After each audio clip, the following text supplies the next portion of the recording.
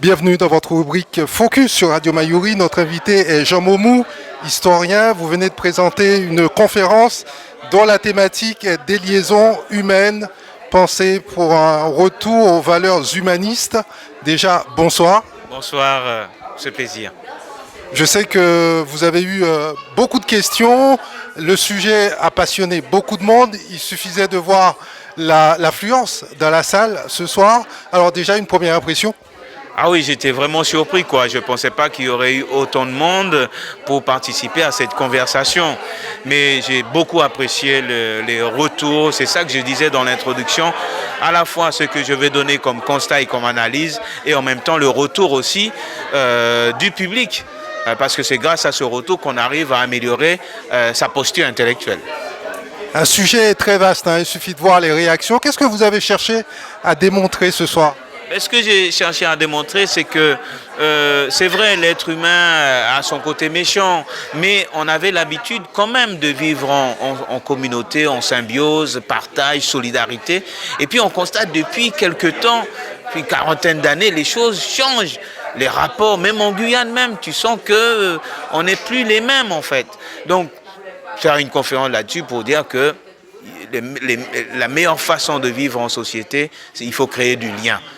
Et malheureusement, l'économie libérale déconstruit ces liens susceptibles de nous unir. Et l'économie libérale ne prend les individus qu'un par un. Par exemple, vos désirs ne sont pas les miens. Donc on peut pas parler ensemble. Voilà, donc c'est tout ça. Et puis parler de la crise écologique, crise politique, l'impuissance des gouvernants, des gouvernements face à la puissance financière, etc. Bon, c'est tout ça. Hein. Et puis en quoi ce qui se passe dans le monde doit interpeller un Guyanais, quoi. Peu importe son origine.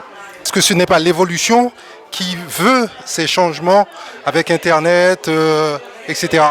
Oui, c'est l'évolution, mais une évolution ne signifie pas non plus la perte des valeurs, de ce qui nous faisait des êtres humains. C'est vrai, les nouvelles technologies, ça nous permet d'être en contact avec tout le monde qui se trouve loin, en Amazonie, en Afrique, mais le contact humain, physique, est quand même beaucoup plus important.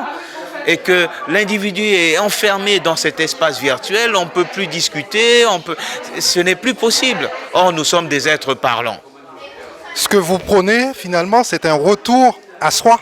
Alors, un retour à soi, mais attention, le soi est constitué d'identités multiples. Ce n'est pas le retour à soi pour s'affirmer comme étant l'identité la meilleure, la plus puissante. Non, le retour à soi signifie également le regard sur l'autre. Voilà.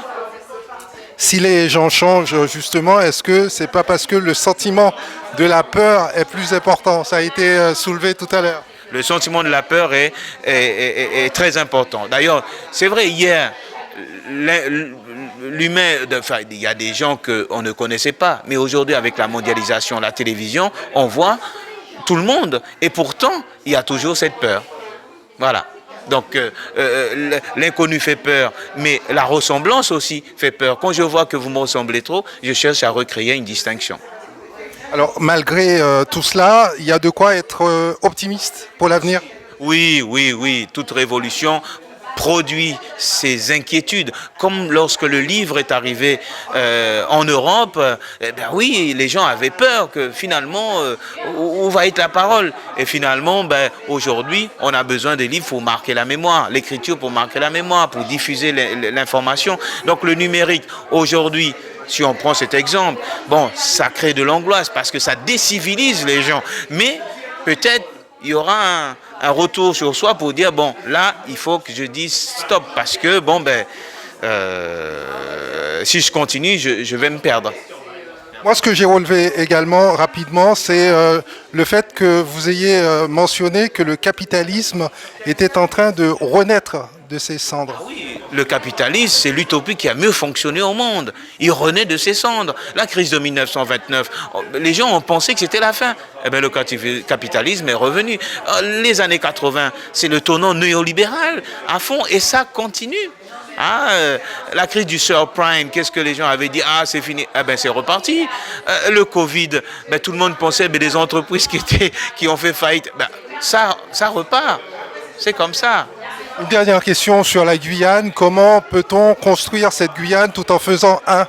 C'est l'inquiétude que beaucoup ont justement en ce moment, compte tenu de tous ces composants qui composent justement ce territoire. Vous savez, Germaine Tillon a dit, pour construire quelque chose, il faut que les gens se parlent. Il faut une politique de conversation en Guyane. Il y a tout à l'heure, une dame a parlé d'états généraux de la culture. Ben oui, parler, que les gens parlent, et non pas des gens triés au volet, non pas des gens choisis. Il faut que la pensée émane de la base. Voilà. Et comme ça, les gens vont dire ce qu'ils pensent et comment ils voient la Guyane pour la construire ensemble. Et sur la politique de la culture que vous faites de vos voeux? Oui, parce que je pense que la culture reste l'impensé de nos hommes politiques.